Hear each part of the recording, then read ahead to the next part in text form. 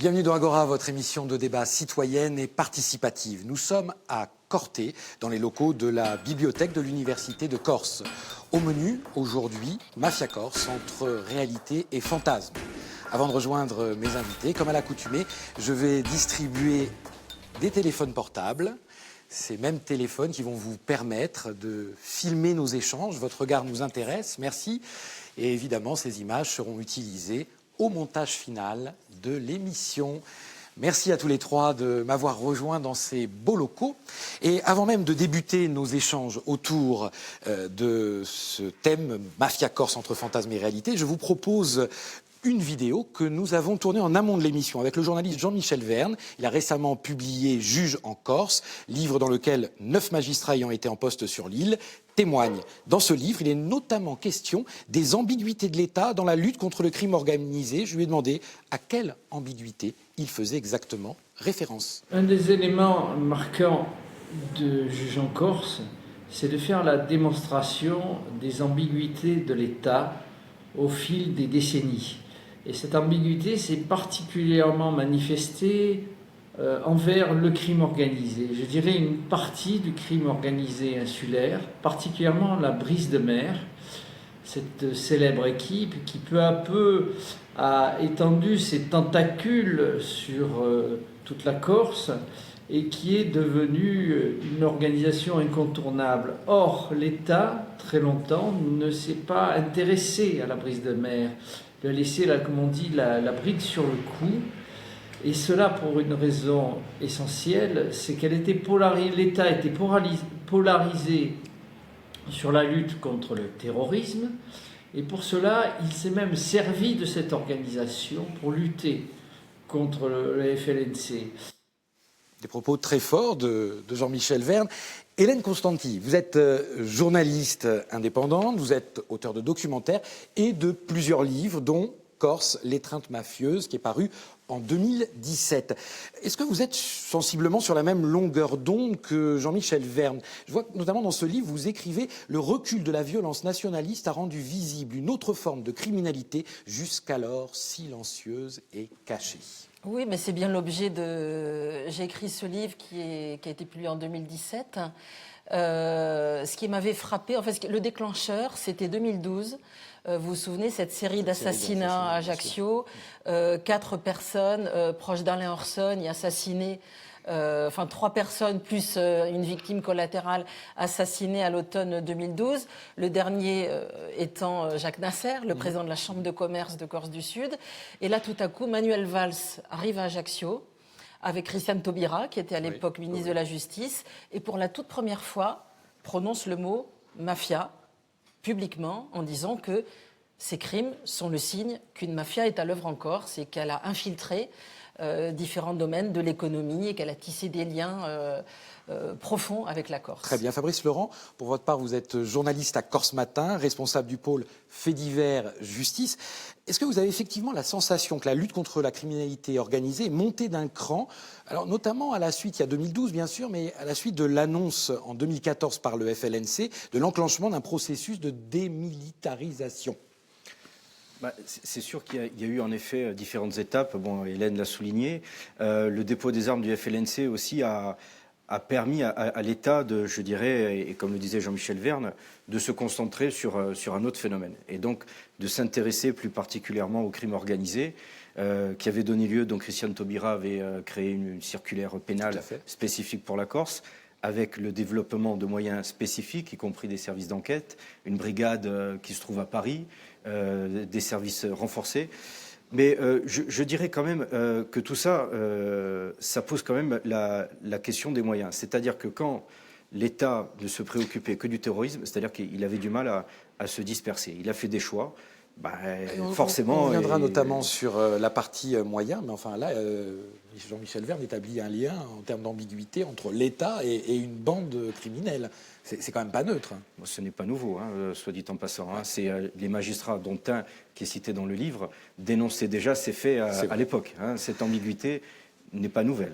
Tommaso Gioiatti, alors vous êtes italien, c'est pas la moindre de vos qualités. Vous êtes surtout inscrit en thèse à l'Université de Corse. Vous travaillez sur la socio-histoire des associations de malfaiteurs jugés à la Cour d'appel d'Aix-en-Provence, à peu près dans les années 90. Hein. Alors là, c'est vrai que c'est aussi le regard de l'universitaire qui m'intéresse. C'est-à-dire que quand on parle de mafia, allez, parlons un peu de sémantique. Ça fait référence exactement à quoi? Et puis ce qui est intéressant, c'est peut-être que vous nous disiez un petit peu, parce qu'il y a l'Italie d'un côté, la France de l'autre, peut-être les définitions ne sont pas tout à fait les mêmes. Si vous voulez, on fait un petit pas en arrière en se disant que si on parle de mafia, on parle de phénomène criminel. Oui. Et un phénomène criminel est le produit d'un processus entre une autorité qui dicte une norme, des personnes qui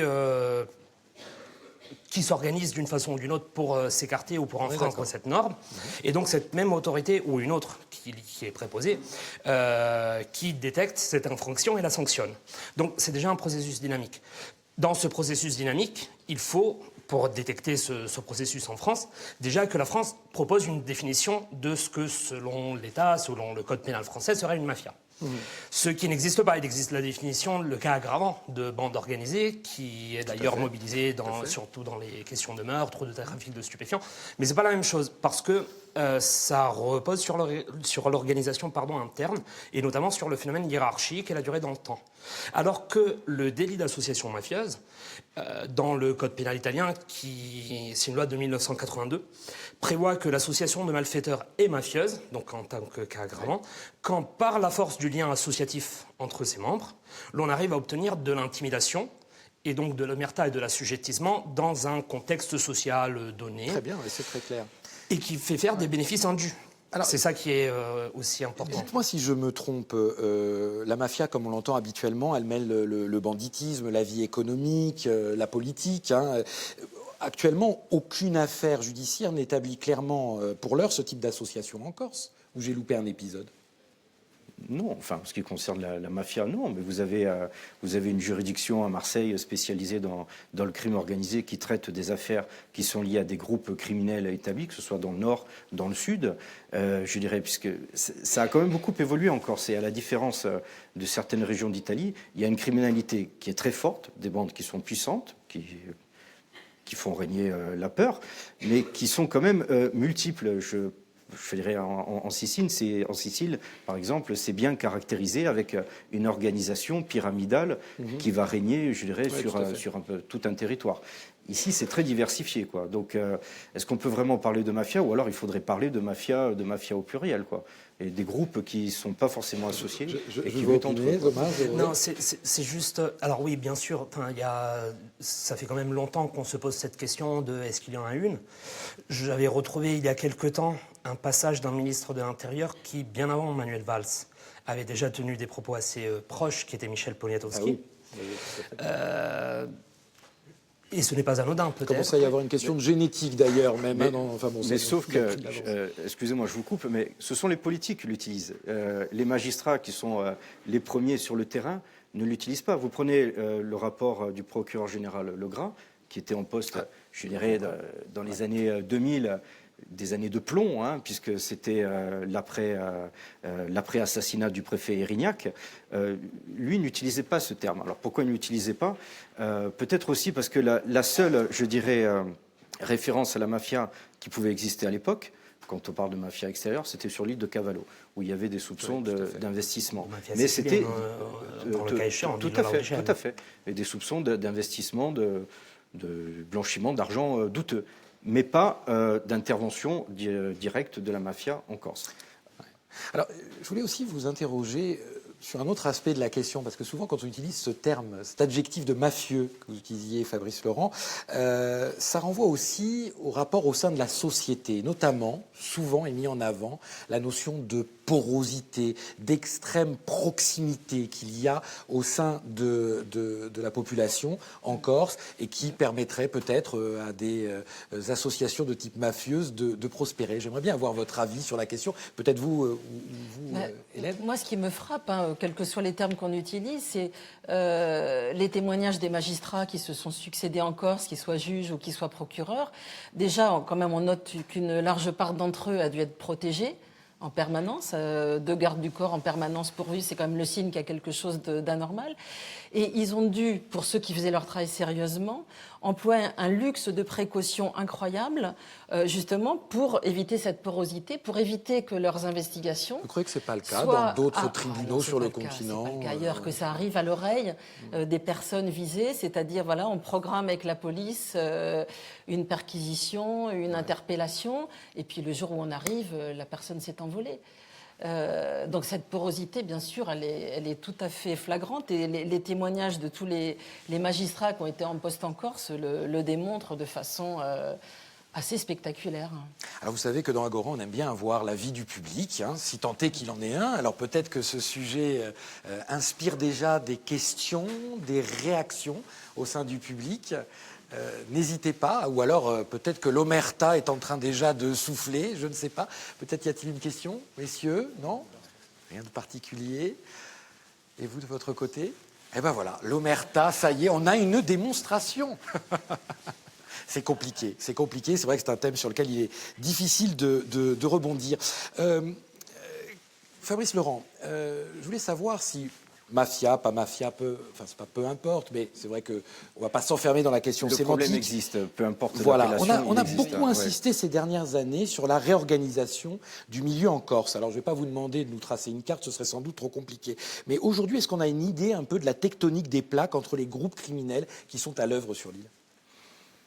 Ça évolue constamment, donc c'est une approche géologique qui est l'impression assez que les choses complexe. étaient peut-être plus établies à un moment donné. Si on revient à l'époque où la Brise de Mer, notamment, était très active. Oui, tout à fait. Ben, c'est dans le livre Juge en Corse, c'est vrai qu'il remonte sur une période de 20 années, donc il interroge des magistrats qui ont été en poste à différents moments, et notamment à l'époque où la Brise de Mer était considérée comme omniprésente et très puissante. La Brise de Mer en tant que telle n'existe plus. Certains de ses piliers soit sont morts, d'autres en cavale, je dirais.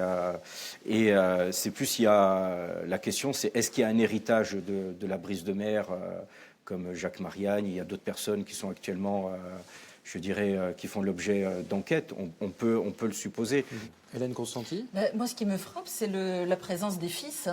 Il y a une génération qui a disparu, mais les fils qui reviennent sur le devant de la scène, alors qu'on pouvait croire que, justement, ce qui est intéressant avec le phénomène Brise de Mer, c'était des notables de la région bastiaise qui avaient fait fortune dans des braquages et puis qui ensuite avaient blanchi cet argent dans des activités tout à fait légales. Et tout ça s'était fondu dans la société. On pouvait imaginer que leurs fils allaient être des personnes ordinaires qui vivaient dans le monde de l'économie honnête et déclarée. Et puis on se rend compte que non, qu'on voit les fils ressurgir, que ce soit dans le nord ou dans le sud de la Corse. Bien sûr. En termes d'activité de ces organisations, dans votre livre, vous mettez en avant ce que vous estimez être une forme de spécificité. Les règlements de compte, écrivez-vous, sont majoritairement liés au contrôle de subsides publics et à la spéculation immobilière, alors que sur l'ensemble du territoire national, le trafic de stupéfiants est la cause numéro 1 des assassinats au sein du milieu. Ça, c'est vrai, c'est très frappant. Si on compare les deux zones les plus criminogènes dans lesquelles il y a le plus d'homicides, qui sont la région marseillaise et la Corse, où il y a des chiffres bien supérieurs à la moyenne. Je vous rappelle qu'entre 2000 et 2015, on a quand même 35 assassinats et tentatives d'assassinat en Corse chaque année. Et dans ces règlements de compte, au sein du grand banditisme, c'est pas comme à Marseille, des bandes rivales qui contrôlent les territoires au coup de Kalachnikov pour contrôler le trafic de drogue, tout bête. Ici, il s'agit vraiment d'autre chose. Et en effet, il s'agit de tentatives de contrôle de l'économie. Chambre de commerce d'Ajaccio et de la Corse du Sud, par exemple. Oui, alors peut-être pour, je dirais, des faits un peu plus anciens. Déjà, les règlements de compte, on se rend compte que, excusez-moi pour la répétition, il y a quand même une baisse numérique du nombre de règlements de compte. Il y en a beaucoup moins. Alors, comment l'expliquer? Est-ce qu'il y a eu, je dirais, une diminution des forces en présence ou une période d'accalmie? Après le calme, il y a toujours la tempête. On l'a vu en début d'année, ce qui s'est passé à Sartène avec, je dirais, une scène d'une extrême violence. Et Ce que je veux dire, c'est que c'est différent par rapport à Marseille, parce que c'est vrai qu'à Marseille, c'est plus des gangs des cités. La topologie, enfin la typologie n'est pas exactement la même, quoi. Et ici, c'est vrai que c'est pas lié forcément au trafic de stupéfiants, même si on se rend compte que c'est quelque chose beaucoup de ces affaires, qui est en train de monter en puissance, parce que depuis 2 ans, il y a des saisies très spectaculaires qui sont faites en Corse, notamment de cocaïne. Principalement, c'est le cannabis, mais beaucoup de cocaïne, ce qui montre qu'il y a vraiment un marché local, quoi. C'est fini, excusez-moi, je termine, l'image d'Épinal, comme quoi ce sont des gens de l'extérieur qui auraient besoin d'être approvisionnés en drogue et tout. Non, il y a un marché local en Corse et il y a des Corses qui traitent ce business, quoi. Voilà. Tout à fait. Alors, puisqu'on parle de, effectivement, marché local, on voit aussi, et je vais demander à Jean-Michel Verne, d'ailleurs, de s'exprimer sur ce sujet, une nouvelle vidéo. Je vais demander, en fait, parce qu'il y a une forme de mutation quand même qui s'est opérée, et que, en raison, notamment une forme d'internationalisation. Allez, on va dire ça comme ça, c'est-à-dire que désormais, l'utilisation des circuits financiers internationaux serait le fait des bandes criminelles. Et la question se pose du développement exponentiel de la criminalité corse, de la mafia corse, dans les circuits financiers internationaux. Effectivement, cette question, elle apparaît au grand jour dans l'Ivran Corse. Souvenons-nous de ce que dit le juge Guillaume Cotel, qui rencontre Michel Thomy, le fameux personnage au cœur des réseaux Corse-Afrique, l'empereur des jeux. Et à un moment, Michel Thomy dit à Guillaume Cotel, « Monsieur, ne vous occupez pas de la Corse, vous allez vous y perdre. » Pourquoi il dit ça? Et parce que, au fil des décennies, au fil des montages, au fil des phases de blanchiment méticuleuses de la mafia corse, on est arrivé à créer une sorte de secte d'intouchables. Et aujourd'hui, c'est vrai que c'est la grande question qui entoure la lutte contre la criminalité organisée corse. Tommaso Duriati, l'utilisation des circuits financiers internationaux, une caste d'intouchables, ça ne vous renvoie pas à des choses ayant à voir justement avec les organisations très structurées, notamment à l'œuvre en Italie? Non, pas vraiment. Je suis un peu frappé parce que il y a dans ce discours des appels à ce qu'on appelle un peu la panique morale en sociologie. Et donc, typiquement, ce qui me surprend un peu, donc je rebondis un peu sur ce que vous aviez dit, c'est cet article-là, Mafia Corse, qui est un article qu'utilise Hélène Constantis sans difficulté, comme elle nous l'a expliqué. C'est légitime, mais comment dire, s'il y avait une mafia, il faudrait dire qu'il y aurait une organisation, alors que il semblerait plutôt qu'il y en ait plusieurs. Tout à fait. Peut-être mafieuses toutes, ça je l'ignore, mais sans lien. Pour l'instant, c'est depuis une centaine d'années. Hélène Constantis, vous pratiquez la panique sûr. morale ou pas? Non, mais c'est vrai que c'est troublant.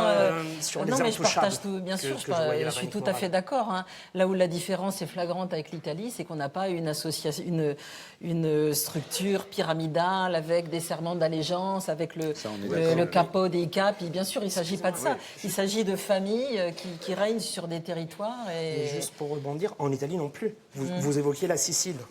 Mais en fait, depuis 30 ans désormais, Cosa Nostra n'est pas la seule mafia en Sicile. Il existe la Stida, principalement en province d'Agrigento. Et depuis un peu plus récemment, il y a toute une partie de... Si l'on considère une mafia comme une entreprise, ce qui est tout à fait légitime, et c'est ce que c'est ce que fait le politologue qui a donné la définition majeure, donc Diego Gambetta. Si on fait cette considération-là, on voit qu'il y a une série de services qui sont externalisés, notamment à des clans nigérians. Je parle de Palerme en ce cas-là. Si l'on prend d'autres régions, il y a plusieurs mafias. Je vais rebondir sur ce terme d'intouchable qui est utilisé par Jean-Michel Verne et qui vous fait réagir. Fabrice Laurent, est-ce que aussi on n'a pas la sensation d'un milieu qui prospère impunément en Corse, en raison notamment, en tout cas cette idée pourrait être renforcée, par un faible taux de résolution judiciaire des assassinats perpétrés sur l'île? Vous qui êtes régulièrement dans les salles des tribunaux, les salles d'audience. C'est sûr que les règlements de compte figure parmi les affaires qui sont les plus difficiles à résoudre et celles qu'on voit le moins souvent, je dirais, dans les procès, aller jusqu'à des procès ou aboutir, quoi. Donc il y a eu 16 meurtres et tentatives l'an dernier. Il y avait 5 ou 6 règlements de compte. Donc ce que je disais tout à l'heure, il y en a beaucoup moins. Mais c'est le jour où la justice, il y a eu quand même quelques résultats et des échecs aussi du côté de la GIRS. Donc ce qui fait que ça peut susciter soit une perte de confiance de la part de la population. C'est pas un peu opportuniste de la part de la garde des Sceaux, Nicole Belloubet, qui était de passage en octobre 2018 à Bastia. À l'époque, elle se félicitait d'une diminution manifeste des règlements de compte en Corse, qu'elle impute à une stratégie de lutte coordonnée efficace. Vous la rejoignez ? Bon, ça c'est peut-être un peu facile, hein, sans doute. Un petit peu de récupération peut-être. Enfin, c'est souvent entre bandes rivales que ça se résout, quoi. Hein. Donc c'est pas forcément, ça peut être dû parfois à l'action de la justice, heureusement, quoi. Moi, je pense on n'a pas encore tout vu. C'est des enquêtes qui sont très longues et il se passe des choses très intéressantes depuis peu. Je pense notamment au procès auquel j'ai assisté l'année dernière de l'assassinat d'Antoine Ivagioni, qui avait été tué en 2010, donc il faut quand même pas mal de temps avant que ça arrive devant une cour d'assises. Ça a été jugé en 2018. Et la grande nouveauté, ce qui a fait basculer ce procès, qui va en faire sans doute basculer d'autres qui sont programmés cette année, c'est les témoignages de repentis. Et c'est là aussi où le fait que la justice ait maintenant la possibilité d'utiliser des repentis, comme en Italie, donc des personnes qui ont fait partie de... Assez peu utilisées, et puis avec des limites très... mais ça complique un peu l'exercice. C'est récent aussi, hein, c'est très récent, hein, ouais. c'est très restrictif, Ça date de 2015, ouais. il y en a au moins un qui a commencé à témoigner l'année dernière au procès de l'assassinat d'Antoine Ivagioni, qui va être amené à témoigner au procès à venir d'Antoine Solacaro. Et là, ça change vraiment la donne. Hein. Alors, je ne peux pas en témoigner directement parce que ces procès-là, du fait de la présence du repenti, se tiennent à huis clos. Oui, complètement. Il n'y a pas de public, il n'y a pas de presse. Mais les jugements sont très sévères. Là, on a des 20 ans, 30 ans de prison. Et ça peut changer la donne. Alors, je vais vous proposer une autre vidéo, hein, cette fois-ci avec Bernard Legras, l'ancien procureur général qui a été en poste en Corse. Et je lui ai demandé si, depuis son rapport sur la criminalité organisée, hein, qui date désormais des années 2000, en Corse, il pointait notamment le manque de moyens spécifiques dont souffraient les services d'enquête et la justice. Je lui ai demandé si la mise en place de la juridiction interrégionale spécialisée de Marseille et le maintien du pôle économique et financier de Bastia avaient réellement pallié ces difficultés. Lorsque j'étais en fonction, je me suis battu pour éviter au maximum les dépaysements de procédures vers le continent. J'ai également, avec mon équipe, avec mes interlocuteurs, développé des actions volontaristes pour permettre aux 2 cours d'assises de Bastia et d'Ajaccio de fonctionner et de juger de manière plus sereine.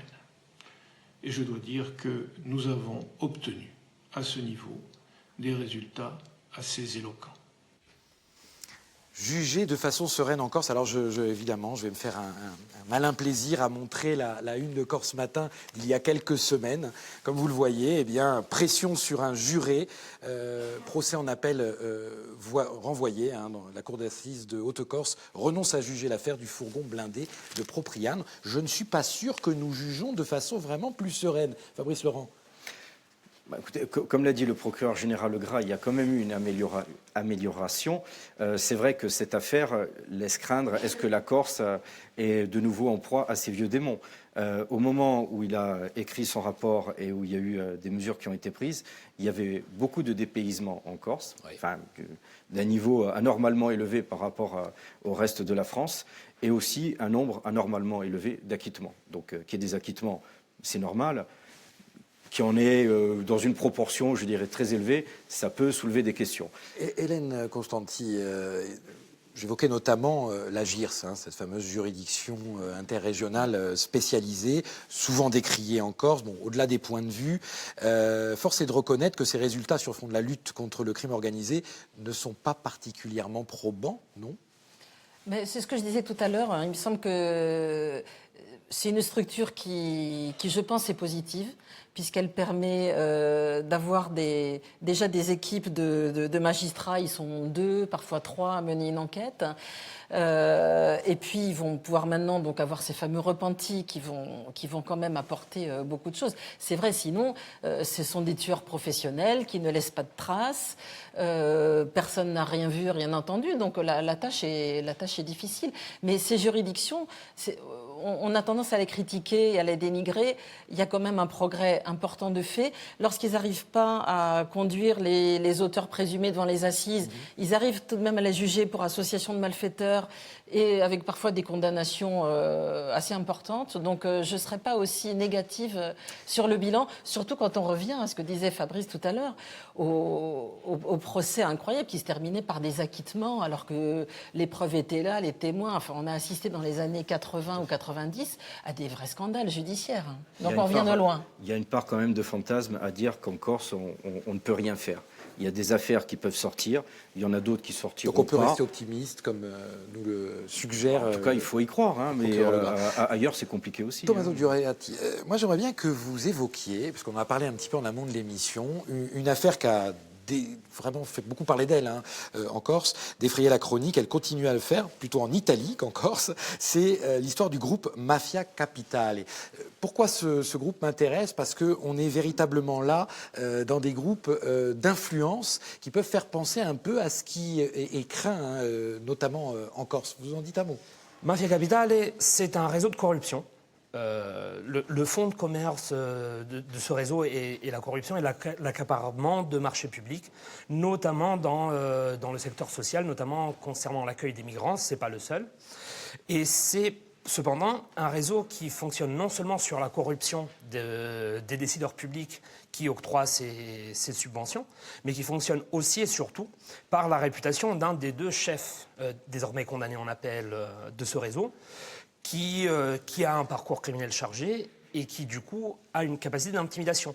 Donc, c'est une application de l'article 416 bis du Code pénal qu'on évoquait en début d'émission. Ouais, très bien. Hélène Constanti, est-ce que, justement, c'est ce type d'évolution des organisations criminelles actuelles que l'on peut craindre en Corse, à votre sens? Oui, je pense qu'on les a vus à l'œuvre. Alors, les phénomènes de corruption, il y a eu et de détournement de biens publics, il y en a eu quelques-unes qui ont été jugées encore ces dernières années, sans qu'on puisse en effet les rattacher là à une bande criminelle ou à une bande mafieuse. Mais c'est des phénomènes qui sont importants et sur lesquels le pôle économique et financier de Bastia joue un rôle intéressant, avec la crainte aussi que c'est plus trop la priorité du moment. Ça l'a peut-être été il y a 5 ou 10 ans, mais il y a maintenant d'autres priorités, notamment la lutte contre le terrorisme, qui font qu'il y a moins de focus sur ces affaires économiques et financières et de corruption, et on peut le regretter. Une dernière question sur laquelle j'aimerais tous les 3 vous entendre très rapidement. Est-ce qu'on est aujourd'hui arrivé à un stade où vous estimez impératif un sursaut populaire vis-à-vis du crime organisé si l'on veut éviter que la situation ne s'aggrave pas en Corse? Fabrice Laurent. S'en remettre à la population, c'est un peu facile. C'est sûr qu'elle a son mot à dire. Dans les années 90, il y avait eu un remarquable sursaut populaire quand il y avait une recrudescence de la violence. Alors il y avait différents événements, puisqu'il y avait la guerre entre factions nationalistes, il y avait aussi du crime organisé. Enfin, on a eu en 88 et 98 50 homicides dans l'année, de tout type. Oui, non, dire que l'omerta, la population qui ne parle pas, les gens qui ne parlent pas, c'est qu'ils ont peur et ils ont légitimement le droit d'avoir peur. Après, il existe tout de même en Corse des lanceurs d'alerte, que ce soit associations environnementales, anticorruption, et eux, ils font un travail intéressant. Tommaso Giureati. Le sursaut populaire en Italie, on connaît. Le sursaut populaire en Italie, on connaît, c'est toujours utile. Enfin, à chaque fois que les citoyens, mais ça, c'est pas révolutionnaire de dire que... Ça a aidé à lutter contre la mafia. Tout à fait, et notamment parce que par une campagne de récolte de signatures, en Italie, on a la possibilité de faire des lois d'initiative populaire. C'est ce qui s'est fait en 1995, où on a obtenu que les biens confisqués aux organisations mafieuses soient réutilisés à des fins sociales, ce qui a permis notamment déjà un réinvestissement dans des territoires qui étaient plus ou moins délaissés par les pouvoirs publics, ou qui étaient investis par les pouvoirs publics seulement dans leur pan répressif, ce qui n'est pas forcément intéressant. Et voilà, ça augmente la lisibilité piste qui mériterait sans doute d'être pensée, d'être développée. Pour notre part, cette émission est terminée. Nous nous retrouverons dimanche prochain sur France 3 Corse via Stella. Et comme à l'habitude, je ne saurais jamais trop vous enjoindre contre les idées reçues de privilégier toujours le débat. À la semaine prochaine.